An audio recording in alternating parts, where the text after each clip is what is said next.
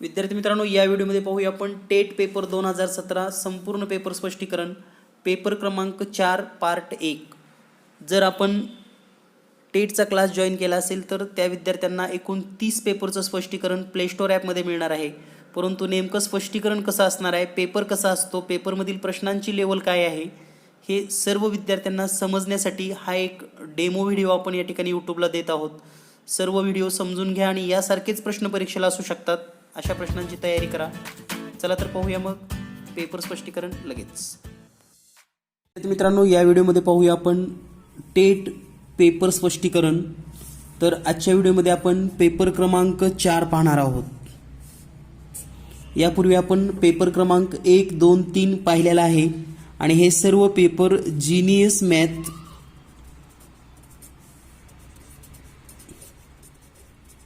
या play store ॲपमध्ये उपलब्ध आहेत। जर आपल्याकडे हे प्ले स्टोअर ॲप नसेल तर तुम्ही डाउनलोड करून त्याची फी पेड करून सुद्धा हे पेपर पाहू शकतात। तर पाहूयात या पेपरमधील पहिला प्रश्न। या पेपरमध्ये आपण संपूर्ण बुद्धिमत्तेचे 30 प्रश्न, बुद्धिमत्तेचे 80 प्रश्न प्लस गणिताचे 30 प्रश्न अशा सर्व प्रश्नांचं स्पष्टीकरण पाहणार आहोत, जेणेकरून यासारखे जर प्रश्न पुन्हा परीक्षेत आले तर तुम्ही कमीत कमी वेळेमध्ये हे प्रश्न सोडवू शकतात। तर यामधील पहिला जो प्रश्न आहे तो म्हणजे आकृत्यावरील आहे। तर या ठिकाणी पहिला प्रश्न आपल्याला दिलेला आहे, खालील प्रश्नात उत्तरातील पर्यायापैकी कोणत्या पर्यायातील आकृती प्रश्नातील आकृती अंतर्भूत आहे। म्हणजे या ठिकाणी ही प्रश्न आकृती दिलेली आहे आपल्याला, क्वेश्चन फिगर, आणि या ठिकाणी ही जी आकृती आहे तर यापैकी कोणत्या आकृतीमध्ये आपल्याला आहे किंवा या आकृती हा जो भाग आहे तो कोणत्या आकृतीचा आहे हे आपल्याला शोधायचं आहे। तर पहा, या ठिकाणी जर आपण थोडी आकृतीचे निरीक्षण केलं तर आपल्याला असा एक त्रिकोण दिसतो मोठा आणि अशी एक रेष।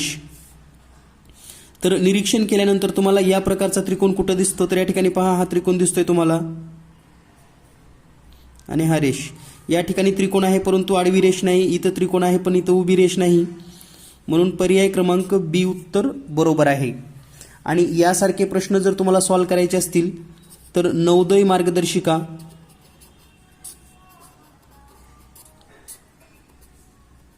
या मार्गदर्शिकेमध्ये आकृत्यासाठी 1000 प्रश्न दिलेले आहेत। म्हणजे 1000 प्रश्नांचा सराव आपण करू शकतात आकृत्यावरील। जर तुमच्याकडे हे पुस्तक नसेल तर तुम्ही हे पुस्तक सुद्धा मागणी करू शकतात आणि त्यासाठी नंबर आहे 8856 046 142। जर आपण हे पुस्तक घेतलं असेल तर नक्कीच तुम्हाला याचा सराव होणार आहे, परंतु जर घेतलं नसेल तर तुम्ही हे पुस्तक घेऊ शकता। नवोदय मार्गदर्शिका यामध्ये पाण्यातील आकृती, समान आकृती, वेगळी आकृती, आकृतीतील भाग अशा 10 प्रश्नांचा समावेश आहे। 10 प्रश्न आणि 1000 प्रश्न सरावासाठी, जेणेकरून आपले आकृत्यांचे 10 प्रश्न पैकीच्या पैकी मार्क आपण घेऊ शकतात। यानंतर पुढील प्रश्न, यानंतर पुढचा प्रश्न आहे, सूचना दिलेल्या असून या ठिकाणी विधान दिलेले आहेत आपल्याला। विधाने 2 विधाने दिलेली असतात आणि त्यावरून 2 निष्कर्ष दिलेले असतात। तर विधानाचा अभ्यास करून आपणास निष्कर्ष बरोबर आहे का नाही हे शोधायचं आहे। तर पहिलं विधान आहे, एकही पुरुष बुद्धिमान नाही। आता या ठिकाणी आपण असं म्हणजे ड्रॉ करू शकतो, समजा एक वर्तुळ काढलं तर हे पुरुषासाठी आहे, पुरुष। दुसरं एक वर्तुळ काढलं आणि हे बुद्धिमान। तर हे 2 वर्तुळ सेपरेट का काढलेत आपण, तर एकही पुरुष बुद्धिमान नाही म्हणजे हे सगळे पुरुष आहेत आणि हे सगळे बुद्धिमान आहेत, पण एकही पुरुष बुद्धिमान नाही म्हणजे हे वर्तुळ एकमेकांमध्ये मिक्स झालेलं नाही। तर सेपरेट पुरुष आहेत आणि हे बुद्धिमान आहेत आणि एकही पुरुष बुद्धिमान नाही। दुसरे विधान सांगतं, सर्व स्त्रिया बुद्धिमान आहेत। सर्व स्त्रिया बुद्धिमान आहेत म्हणजे या ठिकाणी छोटं वर्तुळ आपल्याला यामध्ये काढावं लागेल आणि हे स्त्रियासाठी दाखवावं लागेल। तर आता ही वेन डायग्राम तुमच्या समोर जर ड्रॉ झाली तरच तुम्ही या प्रश्नाचा निष्कर्ष काढू शकतात। तर निष्कर्ष काय आहे पहा, एकही पुरुष स्त्री नाही। एकही पुरुष स्त्री नाही म्हणजे पहिलं विधान बरोबर आहे। एकही स्त्री पुरुष नाही, एकही स्त्री पुरुष नाही म्हणजे हे पुरुष आणि स्त्रीचं वर्तुळाची मिक्स होण्याचं किंवा एकमेकांमध्ये येण्याचा प्रश्न नाही। जसं समजा हेच वर्तुळ जर या पद्धतीने आलं असतं तर काही पुरुष म्हणावं लागलं असतं किंवा काही स्त्री म्हणावं लागलं असतं, परंतु हे वेगवेगळे आणि सेपरेट आहेत म्हणून हे दोन्हीही विधानं सत्य आहेत। म्हणजे ही एकदा तुम्हाला मेथड माहीत झाली प्रश्न सोडवायची की तुम्ही अगदी सेकंदामध्ये अशी प्रश्न सोडवू शकतात। यानंतर पुढील प्रश्न, यानंतर पुढील प्रश्न हा भूमितीवरील आहे. त्रिकोण एबीसी मध्ये सर्व बाजूंची लांबी भिन्न आहे तर याला म्हणतात. तर पहा, त्रिकोण एबीसी मध्ये जर सर्व बाजू भिन्न असतील म्हणजे वेगवेगळे असतील, म्हणजे समजा ही बाजू म्हणजे प्रत्येक बाजूची लांबी वेगवेगळी असेल तर याला आपण विषमभुज त्रिकोण असं म्हणतो. विषमभुज त्रिकोण. तर तुम्हाला हे बेसिक माहिती असणं गरजेचं आहे. भूमितीमध्ये ज्यांना बेसिक कन्सेप्ट चांगल्या क्लिअर आहेत त्यांना भूमितीचे पैकीच्या पैकी मार्क मिळतात आणि किमान 3 ते 4 प्रश्न भूमिती या घटकावर विचारली जातात. यानंतर पुढील प्रश्न आहे. सूचना दिलेल्याप्रमाणे खालील अक्षरमालिका पूर्ण करायची आहे आणि अक्षरमालिका दिलेली आहे ई जे ओ टी आणि वाय. तर आता या जर अक्षरमालिकेचं निरीक्षण केलं तर अल्फाबेटमध्ये ईचा नंबर आहे 5वा, जेचा नंबर आहे 10वा, ओ आहे 15, टी आहे 20 आणि वाय आहे 25. म्हणजे या प्रत्येकामध्ये 4 अक्षरांचा फरक पडतो आणि 5वं अक्षर मग पुढचं येतं किंवा +5 नंबरचं अक्षर येतं. त्या पद्धतीनं आता वाय नंतर पुढे काय असेल तर पहा, वाय नंतर झेड आणि पुन्हा ABCD लिहावी लागते आपल्याला. ABCD म्हणजे वाय नंतर मध्ये 4 अक्षराचा गॅप द्या किंवा डायरेक्ट 5वं अक्षर कोणतं आहे ते पहा.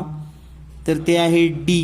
म्हणजे या प्रश्नाचं उत्तर आहे पर्याय क्रमांक 1 डी. हे या संख्या मालिकेमध्ये अक्षरमालिकेमधील पुढचं अक्षर असेल म्हणजे वायच्या नंतर या ठिकाणी डी असेल. प्रश्नचिन्हाच्या ठिकाणी येईल डी. यानंतर पुढील प्रश्न. या ठिकाणी पुढचा प्रश्न आहे अंदाजे मूल्य यायला हवं. तर या ठिकाणी अंदाजे मूल्य यामध्ये 1562 भागिले 0.24 गुणिले 356. तर या प्रश्नाचं अंदाजे मूल्य या ठिकाणी जे पर्याय दिलेले आहेत या पर्यायामध्ये तर हे उत्तर उपलब्ध नाही. म्हणजे या ठिकाणी जे उत्तर दिलेले आहेत आपली याची तर 24, 18, 12, 28. तर इतकं स्मॉल उत्तर याचं येत नाही हे लक्षात घ्या. त्यामुळं या प्रश्नाचं उत्तर पर्यायामध्ये उपलब्ध नाही. परंतु हा प्रश्न जर आपल्याला अंदाजे सोडवायचा असेल तर कसा सोडवायचा तर हे 1562 आहे भागिले 0.24. तर याला आपण अंदाजे कमीमध्ये लिहू शकता. म्हणजे या ठिकाणी याला जवळचा शतक कोणता आहे तर हा आहे 1600. जवळचं शतक या ठिकाणी आपल्याला जवळचा दशांश अपूर्णांकामध्ये केलं तर भागिले 0.2 म्हणजे हे 20 गुणिले याला जवळचं जर आपण आता इकडं आपण हे वाढवलेलं आहे हे कमी केलेलं आहे तर हे पण आपण कमी लिहू शकतो म्हणजे हे 300 येईल. आता हा जर दशांश चिन्ह जर आपल्याला घालवायचं असेल इकडं 2 घर तर इथं 2 शून्य येतील म्हणजे हे 1600 वर आणखी 2 शून्य भागिले 20 येईल गुणिले 300. तर हे 1 शून्य कटेल 1 शून्य कटेल आणि 16,000 भागिले 2 म्हणजे हे 8,000 गुणिले 300. 8 त्रिक 2400 आणि हे 3 शून्य म्हणजे हे जवळपास 24,000च्या जवळपास उत्तर येतं. आणि उत्तर दिलेलं आहे आपल्याला या ठिकाणी पर्यायामध्ये 18. म्हणजे हा प्रश्न संदिग्ध आहे आणि या प्रकारचे प्रश्न स्पर्धा परीक्षेच्या कोणत्याही पुस्तकामध्ये उपलब्ध नाहीत. म्हणजे अंदाजे उत्तर काढायचं असेल तर तुम्हाला नवोदयीचं तुम्हाला जे सुरुवातीला आकृत्याचं मी पुस्तक सांगितलेलं आहे त्या नवोदयीच्या पुस्तकामध्ये हा अंदाजीकरण नावाचा एक सेपरेट चॅप्टरच दिलेला आहे अंदाजीकरण. तर तो तुम्हाला अभ्यास करावा लागेल नवोदय 5वीसाठी. आणि जर तुम्ही आकृत्यासाठी ते पुस्तक खरेदी करणार असाल तर ह्या चॅप्टरसुद्धा तुम्हाला त्याच पुस्तकामध्ये शिकायला मिळेल. यानंतर पुढील प्रश्न. पुढील प्रश्न आहे पुन्हा आपल्याला तोच प्रश्न आलेला आहे. ही जी आकृती आहे तर या 4 आकृत्यामध्ये कुठे आपल्याला मिळेल तर पहा जर आपण निरीक्षण केलं हा त्रिकोण आणि त्याला ही खाली रेष. तर असा त्रिकोण या ठिकाणी आपल्याला इथं दिसतो परंतु ही रेष खाली आहे म्हणजे ही आकृती फिरवून सुद्धा विचारली जातात हे लक्षात घ्या. तर तुम्हाला या 4 नंबर आकृतीमध्ये दिसेल हा त्रिकोण आणि ही छोटी रेषा फक्त या ठिकाणी उलट केलेला आहे म्हणजे उत्तर आहे पर्याय क्रमांक 4. यानंतर पुढील प्रश्न. यानंतर पुढचा प्रश्न आहे नातेसंबंधावरील ए हा बी चा मुलगा आहे, सी बी ची बहीण असून तिला एक मुलगा डी आणि मुलगी ई आहे. एफ हा डी चा मामा आहे. मग एफ ला किती पुतणे आहेत. तर या ठिकाणी दिलेल्या माहितीनुसार पहा, ए हा बीचा मुलगा आहे. म्हणजे हा जर आपण या ठिकाणी ए दाखवला तो कुणाचा मुलगा आहे? बीचा. बीचा हा मुलगा आहे ए, म्हणजे या ठिकाणी आपण प्लस साईन दाखवूयात मुलगा आहे म्हणून. त्यानंतर सी बीची बहीण असून सी ही बीची बहीण आहे, म्हणजे या ठिकाणी बीची बहीण सी ही बीची बहीण आहे आणि तिला एक मुलगा आणि एक मुलगी आहे. म्हणजे ही बहीण आहे म्हणजे ही वजा चिन्ह आपण दाखवूयात या ठिकाणी मायनस. तर हिला एक मुलगा डी आणि मुलगी ई आहे. म्हणजे सीला दोन मुलं आहेत, एक मुलगा आहे आणि एक मुलगी आहे. त्यानंतर एफ हा डीचा मामा आहे. तर एफ जो आहे तो डीचा मामा आहे, म्हणजे या ठिकाणी ही जी बहीण आहे हिचाच भाऊ असणार आहे आणि तो कोण असणार आहे? एफ. म्हणजे हिचा जर भाऊ आपण आता हे याची बहीण आहे पण ही स्त्री आहे का पुरुष माहिती नाही, परंतु हिचा जो भाऊ असणार आहे एफ हा डीचा मामा आहे. म्हणजे या ठिकाणी हा प्लस असेल आणि हा मामा आहे. मग एफला एकूण किती पुतणे आहेत? आता या ठिकाणी इंग्लिशमध्ये खरं तर याचं ट्रान्सफर असं म्हणायला पाहिजे की एफला किती भाचे आहेत. पुतणे शब्द लक्षात घ्या. तर याचा अर्थ की एफला किती पुतणे आहेत. आणि पुतणे म्हणजे काय? तर इंग्लिशचा विचार केला तर बहिणीची मुलं किंवा भावाची मुलं. तर या ठिकाणी आता ही बी जो आहे ही स्त्री पुरुष माहिती नाही, परंतु याला एक मुलगा आहे आणि हे दोघं जण बहीण भाऊच आहेत आणि हा एक मुलगा आहे. म्हणजे एकूण 2 पुतणे आहेत. 2 पुतणे आहेत.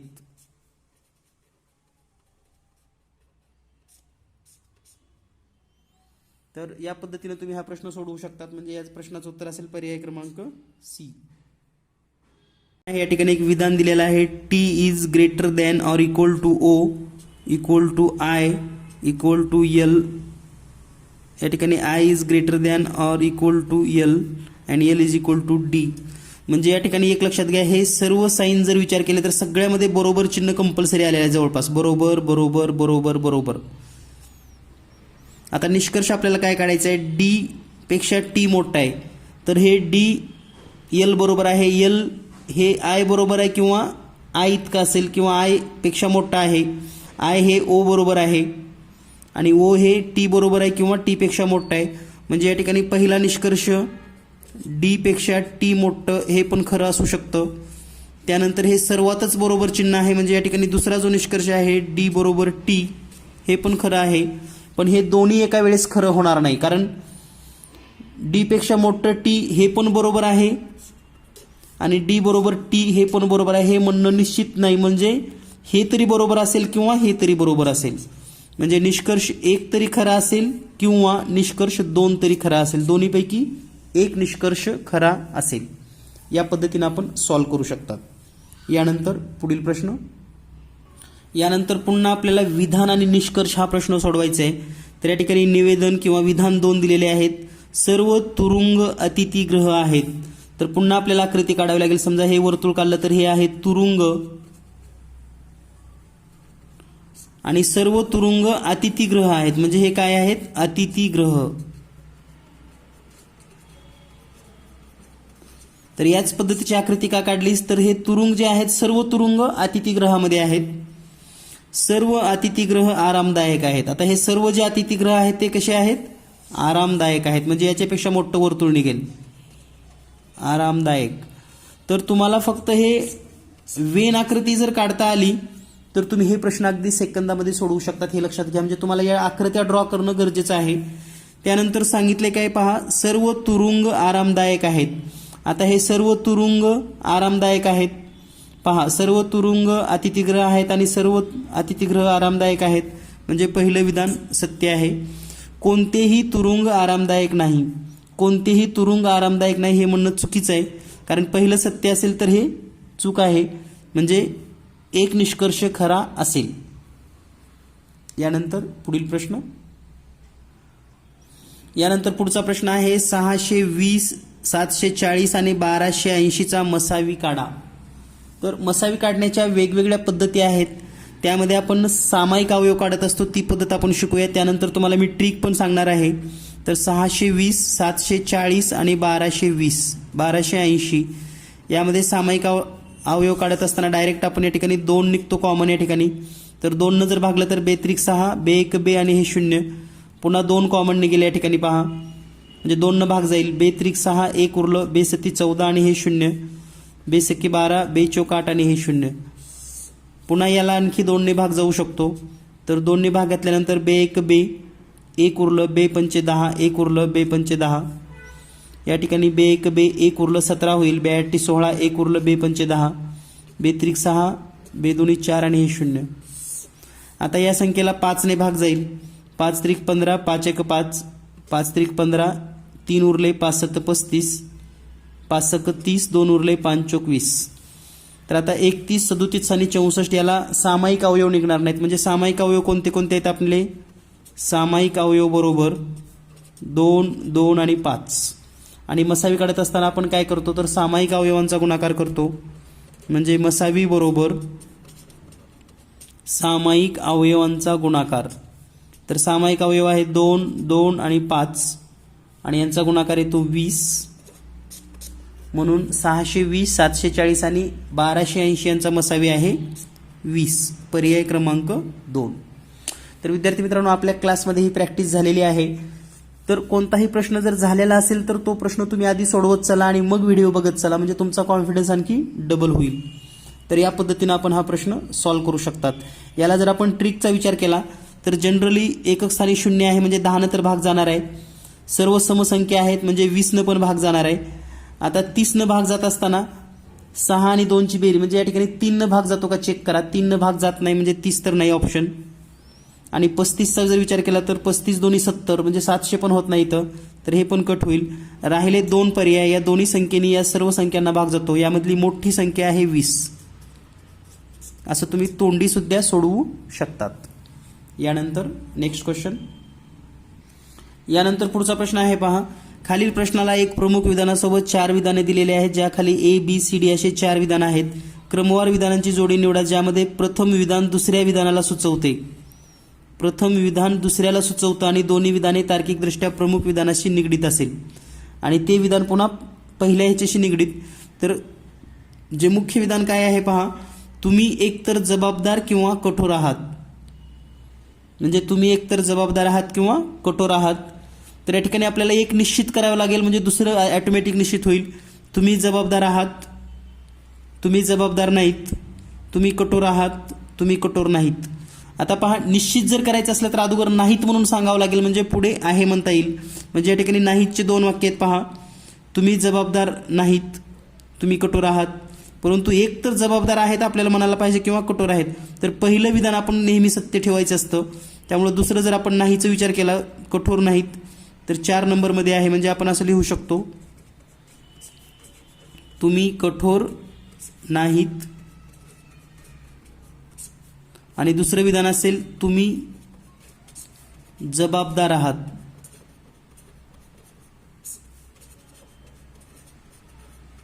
म्हणजे या ठिकाणी डी हे ऑप्शन बरोबर आहे. यानंतर पुढील प्रश्न आहे 34% अपूर्णांकात रूपांतर करा. तर लक्षात घ्या 34% याचा अर्थ असा असतो की 34ला छेदामध्ये 100 आहे. बस एवढं जर तुम्ही लिहिला तर याला आता भाग कशाने जातो तेवढा भाग घाला. म्हणजे संक्षिप्त रूप द्यायचं आहे. 2 भाग जातो 2-1 2-1 उरलं 2-7 14 2-5 10 आणि हे 0 म्हणजे उत्तर येईल 17/50. आता याला आणखी कोणत्याही दोन्ही संख्येला म्हणजे 17ला आणि 50ला भाग जात नाही म्हणून हाच संक्षिप्त रूप झालेला आहे. तर या प्रश्नाचं उत्तर आहे पर्याय क्रमांक ए 17/50. यानंतर पुढील प्रश्न. यानंतर पहा, या ठिकाणी एक अक्षरमालिका दिलेली आहे आणि याला आपण लयबद्ध अक्षरमालिका असं म्हणतो. लयबद्ध. तर ही लयबद्ध अक्षरमालिका पूर्ण कशी करायची किंवा समजून कशी घ्यायची हे समजल्यानंतर लक्षात येईल आपल्याला. पहा, M-M-NP-P म्हणजे या ठिकाणी 3च लेटर आहेत हे लक्षात आलं असेल आपल्याला, M, N आणि P. तर थोडं जर निरीक्षण केलं तर एन नंतर इथं पी दिसतं, एन नंतर पी दिसतं, म्हणजे या ठिकाणी पण एन नंतर हे पी असायला पाहिजे. त्यानंतर यम आहे पहा, एन पी यम. आणि जर आपण हे मोजलं एकूण किती अक्षर आहेत, 1 2 3 4 5 6 7 8 9 10 11 12 13 14 15 16 17, तर हे 17 एकूण अक्षर आहेत. तर या ठिकाणी गट तर समान होत नाही, परंतु जर आपण पाहिलं एन पी एम, आता पुढे पाहिलं तर आपण एन पी एम म्हणजे पुढे पण एन पी एम या ठिकाणी येतं. पुन्हा या ठिकाणी एन पी एम इथपर्यंत आलेलो होतो आपण एमपर्यंत. त्यानंतर एन पी एम एन, पुन्हा या ठिकाणी पी येईल आणि पुढे एम एन पी, म्हणजे या ठिकाणी ही अक्षरमालिका पूर्ण होईल. आणि आपल्याला विचारले मालिकेतील शेवटचे 5 अक्षरं. तर काय होतं, कदाचित आपण जे सोडवले तेच अक्षर आपण मुलं लिहितो, तर ही चूक करू नका. शेवटची 5 पहा, 1 2 3 4 5, म्हणजे या ठिकाणी इथून सुरुवात होते, म्हणजेच N P M N P हे शेवटची 5 आहेत. गडबडीमध्ये आपण जे शोधलीत तेच लिहू शकतात. तर याचं उत्तर आहे N P M N P.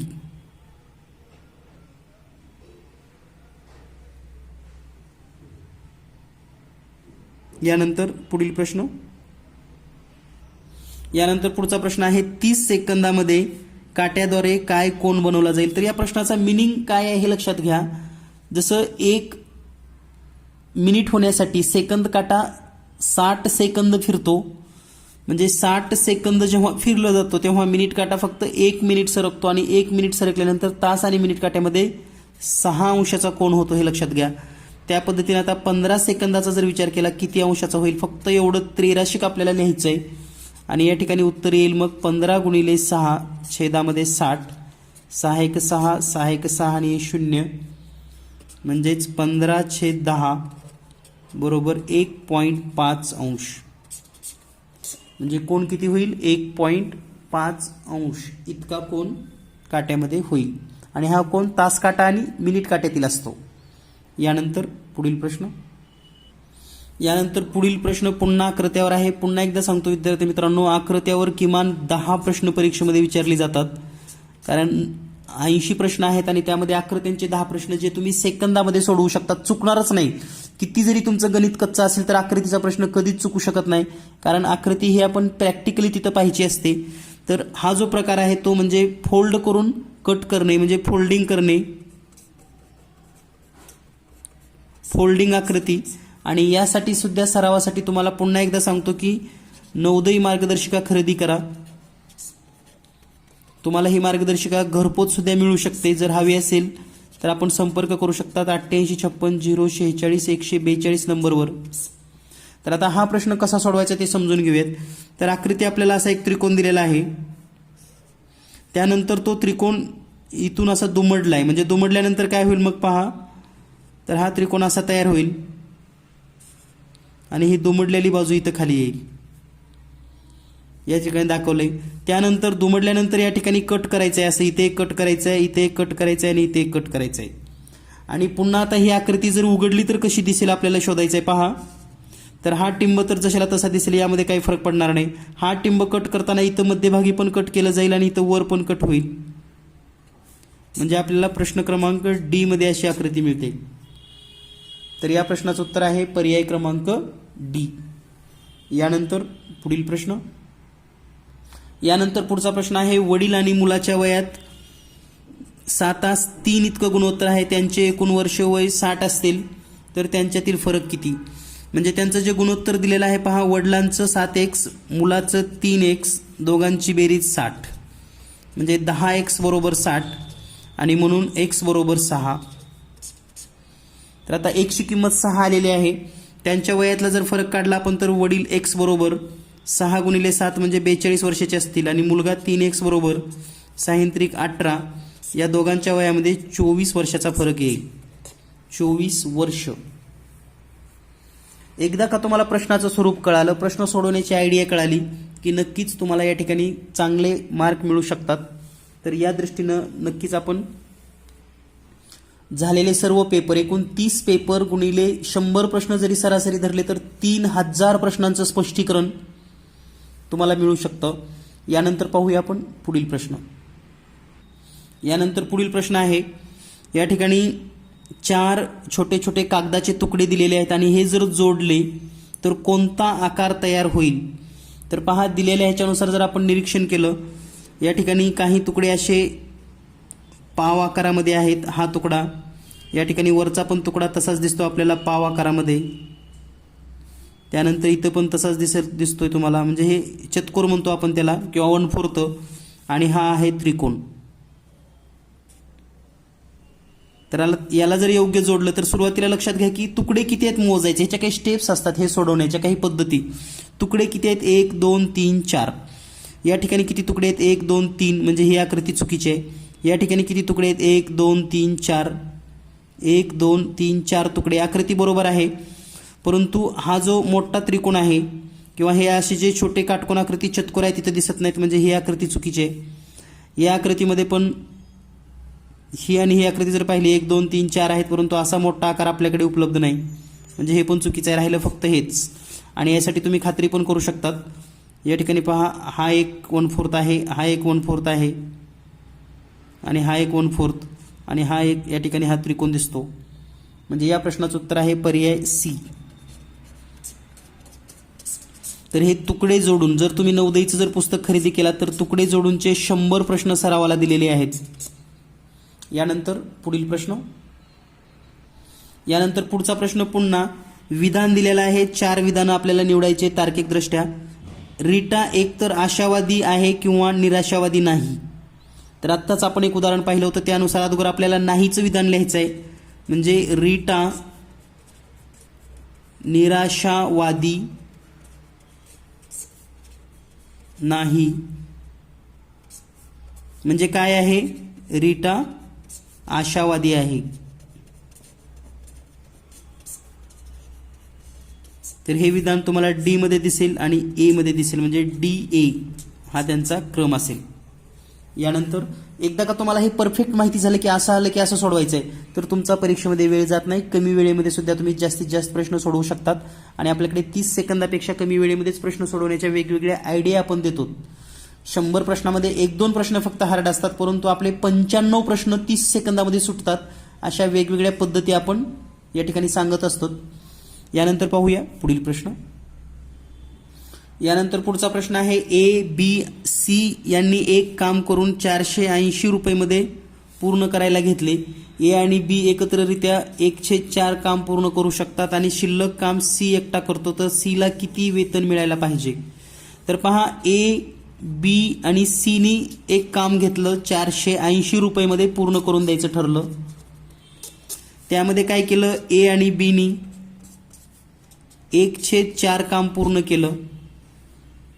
मग एकट्या सी न किती काम केलं, तर 1/4 म्हणजे 1/4 पूर्ण केला, तर सी न 3/4 पूर्ण केलं, म्हणजे पाऊण भाग पूर्ण केलं.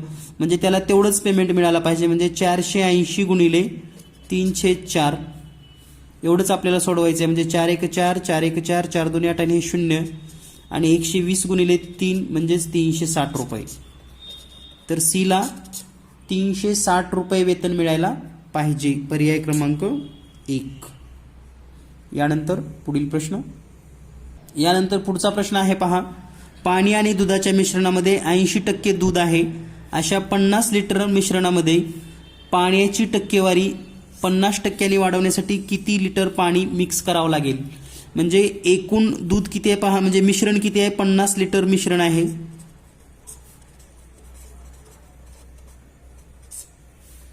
यामध्ये 80% दूध आहे, तर दुधाचं प्रमाण किती असेल. मग दूध बरोबर 50 लिटर गुणिले 80% म्हणजे 80/100.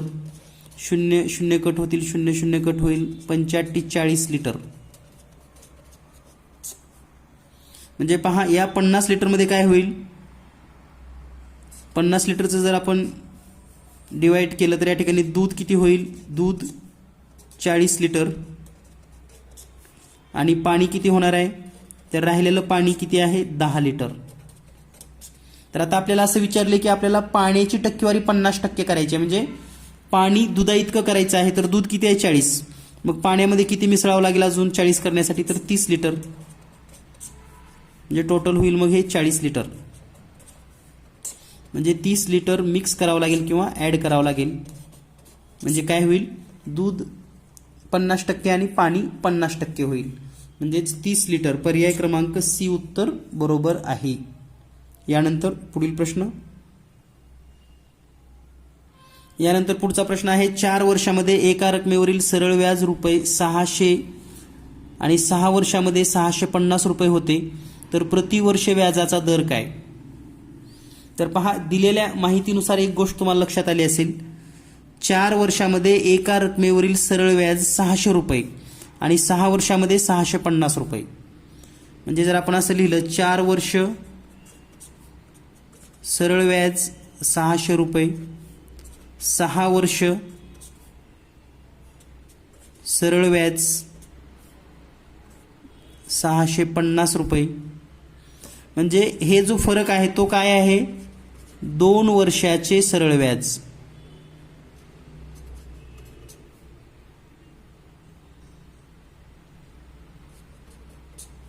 दोन वर्षाचे सरळ व्याज किती आहे, 50 रुपये. तर या प्रश्नामध्ये आणखी एक गंमत अशी आहे पहा, इंग्लिशमध्ये जर प्रश्न व्हायला तर simple interest amount 600 in 4 year and 650 in 6 year.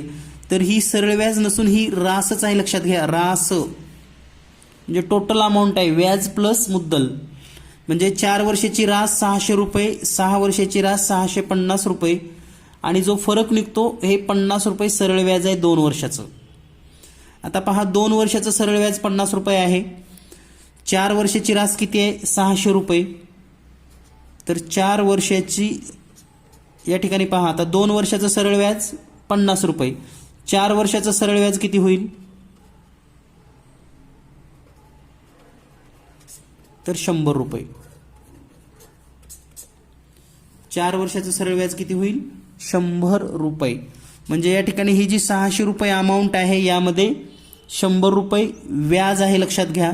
म्हणजे मुद्दल किती असेल, मग मुद्दल ही आहे रास, रास वजा सरळ व्याज केले की आपल्याला मुद्दल मिळतं. रास आहे 600 रुपये, 4 वर्षाचं सरळ व्याज होतं 100, हे वजा करूयात, तर हे 500 रुपये मुद्दल आहे. आता पहा, आपल्याला व्याजाचा दर काढायचा आहे. तर मुद्दल माहिती झालेला आहे, सरळ व्याज माहिती झालंय 4 वर्षाचं, वर्ष माहिती आहे, तर आपल्याला दर काढायचं आहे. आणि सूत्र काय माहिती आपल्याला, सरळ व्याज बरोबर म गुणिले द गुणिले क भागिले 100. सरळ व्याज 100 रुपये 4 वर्षाचं, मुद्दल 500 रुपये, दर शोधायचा आहे, आणि कालावधी आहे 4/100. तर या ठिकाणी हे 2 शून्य आणि हे 2 शून्य कट होतील. आता दर काढायचं असलं तर हे 4 गुणिले 5 इथं गुणाकारामध्ये आहे, ते इकडं भागाकारामध्ये येईल. म्हणजे दर बरोबर 100/4 20. तर या ठिकाणी येईल 5% दर असेल, 5%. म्हणजेच या ठिकाणी वर्षाला 100 रुपयाला 5 रुपये, 500 रुपयाला 25 रुपये होतात वर्षाचे. 4 वर्षाचे 100 रुपये होतील, 6 वर्षाचे 150 रुपये होतील. म्हणजे उत्तर येईल याचं 5%. या ठिकाणी उत्तर चुकीचं दिलेलं आहे, परंतु या प्रश्नाचं उत्तर आहे 5%. यानंतर पुढील प्रश्न आहे, दिलेली आकृती मालिका पूर्ण करा. आणि आकृती मालिका पूर्ण करत असताना पहा, ह्या जे मुडपलेलं टोक आहे ते या दिशेला आहे, ते पुन्हा घड्याळाच्या दिशेने या ठिकाणी आलं, पुन्हा घड्याळाच्या दिशेने इथं गेलेलं आहे, पुन्हा हे फिरून इथं आलेलं आहे, पुन्हा फिरून इथं आलेलं आहे. तर हे इकडं असेल आणि इथं असलेलं फक्त पर्याय क्रमांक सी मध्ये आहे. म्हणजे घड्याळाच्या दिशेने ते 90 अंशातून सरकत आहे. उत्तर येईल पर्याय क्रमांक सी. यानंतर पुढचा जो प्रश्न आहे, पुढील प्रश्नामध्ये आपल्याला 4 आकृत्या दिलेल्या आहेत आणि 4 आकृत्यामध्ये वेगळी आकृती निवडायची. तर पहा, दिलेल्या माहितीनुसार या ठिकाणी पहिल्या आकृत्यात दोन्ही सेम टू सेम आहेत, एक आकृती वर गेलेली आहे. तिसऱ्यामध्ये पण दोन्ही सेम टू सेम, एक आकृती वर सरकली आहे. चौथ्यामध्ये पण सेम टू सेम वर आकृती. बी मध्ये मात्र एक आकृती मोठी आहे आणि एक आकृती छोटी आहे, म्हणजे हे आहे वेगळं. तर या ठिकाणी ऑड फिगर आहे ऑप्शन नंबर बी. ऑड फिगर ऑप्शन नंबर बी. विद्यार्थी मित्रांनो, यानंतर पाहूया आपण टेबल किंवा टेबलाभोवती सिटिंग अरेंजमेंटचा प्रश्न अतिशय सोप्या पद्धतीने तुम्ही सोडवू शकतात. तर सुरुवातीला नेमकं प्रश्न काय आहे ते समजून घेण्यासाठी प्रश्न वाचन करत चला. एक क्लबमध्ये 8 सदस्य A B C D E F G आणि एच हे आयताकृती टेबलाभोवती बसले आहेत. 8 पैकी 4 जण टेबलाच्या कोपऱ्यात बसून बाहेरील बाजूला बघत आहेत. म्हणजे टेबलाच्या कोपऱ्यावर बसलेले बाहेर बघत आहेत. तर इतर 4 टेबलाच्या मध्यभागी बसलेले आहेत आणि टेबलाच्या मध्याकडे बघत आहेत. म्हणजे दिलेल्या आपण एक आयत ड्रॉ करायचं. सुरुवातीला हा आयत आपण एक ड्रॉ केलेला आहे. इथं 4 जण आहेत जे कोपऱ्यावरचे बाहेर बघत आहेत म्हणून या ठिकाणी इकडे बाण दाखवूयात आपण. बाहेर बघणारे हे 4 जण आहेत आणि 4 जण आत बघतात म्हणून आत बाण दाखवूयात आपण असा. तर असे हे 8 जण बसलेले आहेत. आता यांचे ठिकाण निश्चित करत असताना दिलेली माहिती पूर्ण वाचत चला. डी हा जीच्या उजव्या बाजूला 3ऱ्या क्रमांकावर बसला आहे. ई हा सीच्या डाव्या बाजूला 3ऱ्या क्रमांकावर बसला आहे. जी मध्यभागी बघत आहे. तर पहा, मध्यभागी बघणारे याची लिस्ट करत चला लगेच. म्हणजे मध्यभागी, तर मध्यभागी बघणारं कोण आहे? जी. केवळ एक व्यक्ती ई आणि एफ मध्ये बसलाय. एकच व्यक्ती ई आणि एफ मध्ये बसलेला आहे. एफ हा सीच्या तात्काळ शेजारी नाही. एफ हा सीच्या एकदम शेजारी नाही. एच मध्यभागी बघत आहे म्हणजे एच पण मध्यभागीच बघतोय. ए हा एफचा तात्काळ शेजारी नाही आणि ए हा एफच्या जवळ नाही डायरेक्ट. सी कोपऱ्याच्या मध्यभागाला बसलेला नाही. म्हणजे सी काय केलेला आहे? कोपऱ्याच्या मध्यभागाला बसलेला नाही. म्हणजे सी कुठं तर कुठं आहे? कोपऱ्यावर आहे. म्हणजे एक सी कोपऱ्यावर आहे हे निश्चित झालं.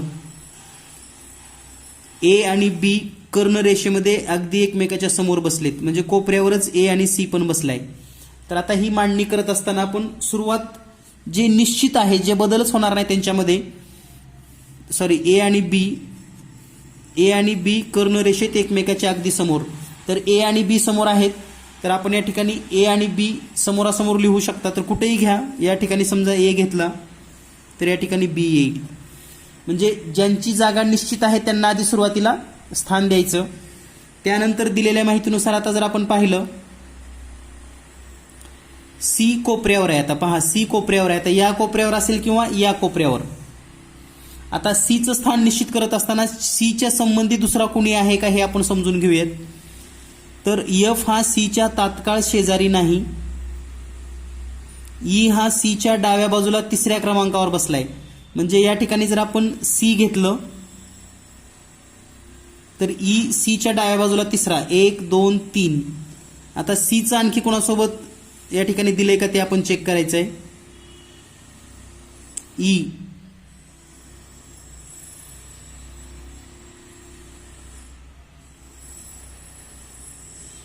तर या ठिकाणी दिलेल्या माहितीनुसार ई हा सीच्या डाव्या बाजूला 3ऱ्या क्रमांकावर आहे.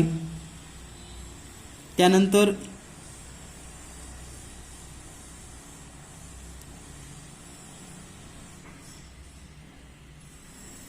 आता इथं जर आपण सी घेतलं तर डावी बाजू या ठिकाणी 3ऱ्या क्रमांकावर ई येणार आहे, लक्षात घ्या. आणि इथं जर सी घेतलं तर डाव्या बाजूला 3ऱ्या क्रमांकावर इथं या ठिकाणी ई येणार आहे. त्यानंतर म्हणजे या ठिकाणी किंवा या ठिकाणी आपल्याला सी घेणं हे निश्चित आहे. त्यानंतर पहा, एफ हा सीचा तात्काळ शेजारी नाही. तर आता आपण जर एफचा विचार केला, समजा इथं जर सी घेतलं तर इथं एफ येणार आहे किंवा इथं एफ येणार आहे.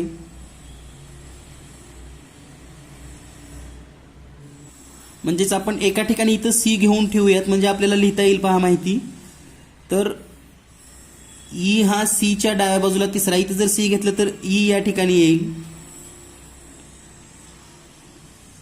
आणि काय सांगितले पुन्हा, ए हा एफच्या तात्काळ शेजारी नाही. एफ हा इथं एफ नाही, परंतु आपल्याला आणखी काय माहिती दिली आहे का पहा. ए आणि सीच्या दरम्यान जी मध्यभागाकडे बघत आहे. केवळ एक व्यक्ती ई आणि एफच्या मध्ये बसू शकते. तर ई आणि एफच्या मध्ये फक्त एक व्यक्ती, म्हणजे जर ई इथं असेल तर एफ या ठिकाणी असेल. कारण इथं दिलेली आहे माहिती, ई आणि एफ मध्ये एक जण बसू शकतो. तर ई आणि एफ मध्ये एक जण, तर या ठिकाणी एफ आलेला आहे. आता आणखी कोण कोण राहिले पहा, तर जी मध्ये भागाकडे बघत आहे, म्हणजे आता जी इथं तरी असेल किंवा जी या ठिकाणी तरी असेल, परंतु इथे दिलेल्या माहितीनुसार डी हा जीच्या उजव्या बाजूला तिसरा आहे. डी हा जीच्या उजव्या बाजूला तिसरा. तर या ठिकाणी जर आपण जी घेतलं तर हे उजव्या बाजूला तिसरा या ठिकाणी डी येतो.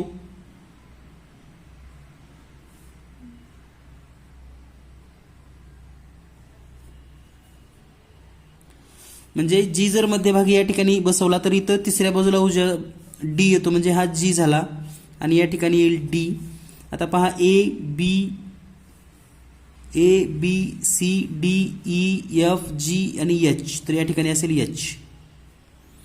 तर हे सर्वांची स्थानं निश्चित झालेली आहेत. आता या ठिकाणी प्रश्न काय दिलाय पहा, खालील 5 गटापैकी विशिष्ट प्रकारे सारखे असल्याचा गट तयार होतो. म्हणजे विशिष्ट प्रकारे सारखा आहे तर समूहामध्ये वेगळा सदस्य त्या गटामध्ये येऊ शकत नाही. तर या ठिकाणी जर पर्याय पाहिले आपण कोणते कोणते आहेत, तर पहा पर्यायामध्ये आपल्याला कोणते कोणते दिलेले आहेत.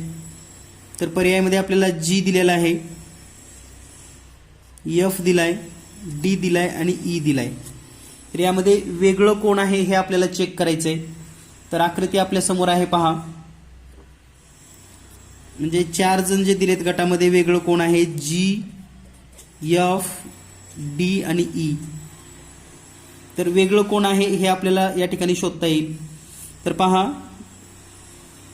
जी मध्ये भाग म्हणजे इथं मध्ये पाहतो, ई पण मध्येच पाहतो, एफ पण मध्ये पाहतो, ई पण मध्ये पाहतो, डी हा बाहेरच्या दिशेला बघतो. म्हणजे जर आपण पाहिलं तर हे सेंटरला बघतात मध्यभागी, जी मध्यभागी बघतो, एफ मध्यभागी बघतो आणि ई पण मध्यभागी बघतो, डी हा बाहेर बघतो.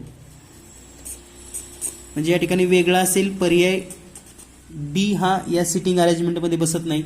सुरुवातीच्या प्रश्नाला तुम्हाला सिटिंग अरेंजमेंटमध्ये थोडा वेळ जाईल, परंतु जर तुम्हाला एकदा ही आकृती झाली तर यावर किमान तुम्हाला नंतर 5 प्रश्न येतात. जर पेपर ऑफलाईन झाला तर हे सलग 5 प्रश्न असतील आणि पेपर जर ऑनलाईन झाले तर हे वेगवेगळ्या ठिकाणी असतील. परंतु लक्षात घ्या, सुरुवातीला जर ही तुम्ही आकृती चांगल्या पद्धतीने काढली तर निश्चित स्थानं जर तुम्हाला लक्षात आली तर पुढचे स्थान तुम्हाला या ठिकाणी सिटिंग अरेंजमेंटमध्ये सहज जमू शकतं. यानंतर पुढील प्रश्न, यानंतर पुढचा प्रश्न आहे 20y वर्ग अधिक 31y अधिक 12 बरोबर 0 याची आपल्याला मूळ शोधायची आहेत आणि कंपल्सरी असा प्रश्न एक परीक्षेत राहणार आहे. तर पहा, जर y वर्गचा जर सहगुणक 1 पेक्षा जास्त असेल तर आपण ह्या पहिल्या संख्येचे आणि शेवटचं स्थिर पद यांचा गुणाकार करतो. म्हणजे यांचा गुणाकार किती येतो मग 12 गुणिले 20 म्हणजे 240. आता आपल्याला अशा संख्या शोधायच्या आहेत ज्यांचा गुणाकार 240 येईल आणि बेरीज 31 येईल. तर पहा, गुणाकार 240 आणि बेरीज 31 अशा 2 संख्या आपल्याला शोधायच्या आहेत ज्यांचा गुणाकार 240 येईल आणि बेरीज 31 येईल. तर या ठिकाणी 2 संख्या त्या मिळतील तुम्हाला 15 आणि 16, ज्यांचा गुणाकार येतो 240 आणि बेरीज जर केली तर बेरीज येते 31. तर हे 31 ची फोड करणे म्हणजे आपल्याला या वर्ग समीकरणाचे मूळ शोधण्यासाठी 20y वर्ग अधिक 15y अधिक 16y अधिक 12 बरोबर 0. यानंतर पहिल्या दोन्हीमधून कॉमन आणि पुढच्या दोन्हीमधून कॉमन काढायचे. तर पहिल्या दोन्हीमध्ये कॉमन निघेल 5y, कंसामध्ये राहील 4y अधिक या ठिकाणी 5y कॉमन काढल्यावर 3 राहील. दुसऱ्या कंसातून कॉमन निघेल पुन्हा या ठिकाणी 4 आणि कंसात राहील 4y अधिक 3 बरोबर 0. म्हणजे 4y अधिक 3 आणि 4y अधिक 3 हे 2 कंस सारखे आलेले आहेत. पुन्हा हा कंस आपण कॉमन घेऊयात. 4y अधिक 3 पहिल्या कंसात, दुसऱ्या कंसामध्ये हे 5y आणि हे 4, म्हणजे या कंसाच्या बाहेर किती आहे 5y अधिक हे किती आहे 4 बरोबर 0. आता या कंसाची तरी किंमत 0 असेल किंवा या तरी कंसाची किंमत 0 असेल तरच गुणाकार 0 येतो. म्हणून आपण असं लिहितो 4y अधिक 3 बरोबर 0 किंवा 5y अधिक 4 बरोबर 0. तर या ठिकाणी उत्तर काय येईल पहा पुढे, y बरोबर 4y बरोबर -3, कारण हे +3 इकडे घेतले की -3 होतं, और 5y बरोबर -4. आता हे 4 पण इकडे भागाकारामध्ये घेऊयात, म्हणजे y बरोबर -3/4 और y बरोबर -4/5. तर विद्यार्थी मित्रांनो, यासारखी प्रश्न तुम्हाला सोडवता आली पाहिजेत आणि जास्तीत जास्त प्रश्नांचा सराव तुम्ही करणं गरजेचं आहे, तरच परीक्षेमध्ये हे प्रश्न सेकंदामध्ये तुम्ही सोडवू शकतात. तर तुम्हाला हा गुणाकार, हे मूळ अवयव म्हणजे अवयवाच्या स्वरूपामध्ये मांडणी, हे जर जमलं आणि हे फक्त सरावाने होतं, जितका जास्त सराव तितकं तुम्ही असे प्रश्न जास्त सोडवू शकतात. तर या प्रश्नाचं उत्तर आहे -3/4 आणि -4/5. या ठिकाणी पर्याय क्रमांक डी मध्ये तुम्हाला उत्तर दिसेल. यानंतर पुढचा प्रश्न आहे, खालील कोण पहिल्या n समसंख्यांची बेरीज दर्शवते? तर पहा, n म्हणजे पहिल्या n म्हणजे पहिल्यापासून 10 समसंख्येची बेरीज. जसं आपण असं लिहितो बघा, पहिल्या 10 समसंख्यांची बेरीज कसं काढतो? तर आपल्याला माहिती आहे 10 गुणिले 10 अधिक 1 असं सूत्र लिहितो, म्हणजे उत्तर येतं 100. हे 10 गुणिले हे 11 बरोबर 110. तर इथं n सांगितलंय म्हणून फक्त काय करायचे आपल्याला, n गुणिले n अधिक 1 म्हणजेच n कंसात n अधिक 1 हे त्याचं उत्तर असेल. 10 संख्या सांगितल्या म्हणून आपण 10 घेतलं, n सांगितलं तर n घ्या, m सांगितलं तर m घ्या आणि सेकंदामध्ये सोडवा. हे जर तुम्हाला विषम संख्येसाठी विचारलं, विषम संख्येसाठी, तर n गुणिले n किंवा n चा वर्ग हे लक्षात ठेवा.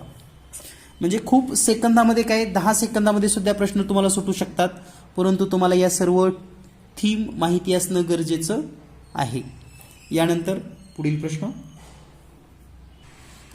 पुढील प्रश्न आहे आकलन या घटकावरील. तर दिलेल्या माहितीमध्ये जे आपल्याला सूचना दिलेल्या आहेत ते सूचनेचं पालन करायचं आहे. उपरोक्त दिलेल्या मालिकेतील डाव्या बाजूने 9वे, 16वे, 24वे आणि 28वे अक्षर घेऊन जर एखादा अर्थपूर्ण शब्द तयार करणे शक्य असेल तर दिलेल्या पर्यायामधील कोणते अक्षर असेल आणि जर कोणता शब्द बनवणे शक्य नसेल तर x आणि एकापेक्षा जास्त शब्द बनत असतील तर m असं उत्तर निवडायचं आहे. म्हणजे शब्द तयार होत असेल तर कोणत्या अक्षरापासून सुरुवात होतं? तर सुरुवातीला आपण पाहूया डाव्या बाजूने. डाव्या बाजूने म्हणजे आपला जो डावा हात आहे तो डावा हात, त्याच्यामधलं 9वं अक्षर. तर पहा 1 2 3 4 5 6 7 8 9 म्हणजे 9वं अक्षर आहे डी. त्यानंतर 16वे 10 11 12 13 14 15 10 11 12 13 14 15 16 जे आहे. त्यानंतर 24वे 17 18 19 20 21 22 23 24वे हे आहे. त्यानंतर 28वे 1 2 आता हे पहा, हे 24 25 26 27 मग 28 पुन्हा बी येतं. म्हणजे आपल्याकडे अक्षर कोणती तयार होतात पहा, डी जे वाय बी. आता यापासून कोणतंही या ठिकाणी अक्षर तयार होत नाही किंवा शब्द तयार होत नाही. मग आपल्याला सांगितलंय जर कोणताही शब्द बनणं शक्य नसेल तर उत्तर x द्यायचं आहे, म्हणजे उत्तर हे x असेल या पद्धतीनं. यानंतर पुढील अतिशय सोपा प्रश्न आहे. या ठिकाणी वेगवेगळे वर्तुळ, त्रिकोण आणि आयत दिलेले आहेत आणि आपल्याला प्रश्न विचारलाय कोणती संख्या सर्व भूमितीय आकृतीमध्ये आहे? सर्वामध्ये समाविष्ट कोण आहे? तर हे आहे 4.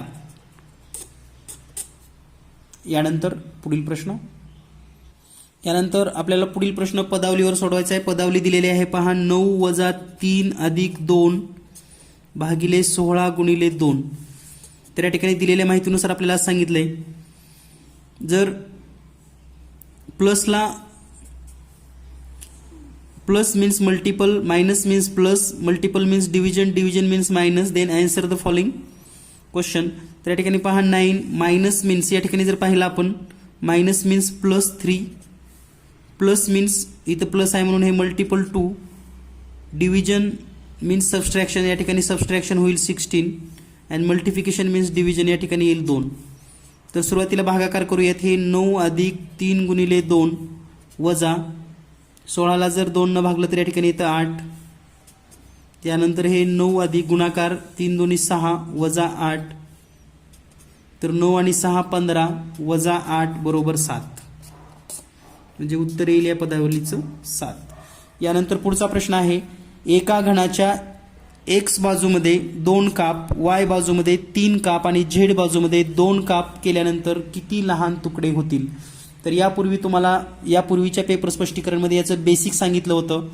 त्याप्रमाणे इथं आता एक्स बाजू 2 काप, तर 2 + 1 करायचं, गुणिले वाय मध्ये 3 काप म्हणजेच 3 + 1 करायचं, आणि झेड मध्ये 2 काप म्हणजेच गुणिले 2 + 1 काप करायचं. म्हणजे जेवढे काप झाले त्याच्यामध्ये +1 +1 +1.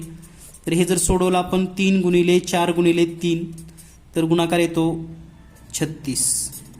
म्हणजे 36 काप होतील. अगदी सेकंदामध्ये प्रश्न सोडवू शकतात. फक्त यापूर्वीचे पेपर स्पष्टीकरणचे प्रश्न कसे सोडवायचे हे तुम्ही जाणून घ्या, समजून घ्या, नक्कीच तुम्हाला याचा फायदा होईल. यानंतर पुढील प्रश्न, यानंतर पुढचा प्रश्न आहे, ए बी सी डी आणि ई अशा 5 पेट्या एकमेकावर ठेवलेल्या आहेत.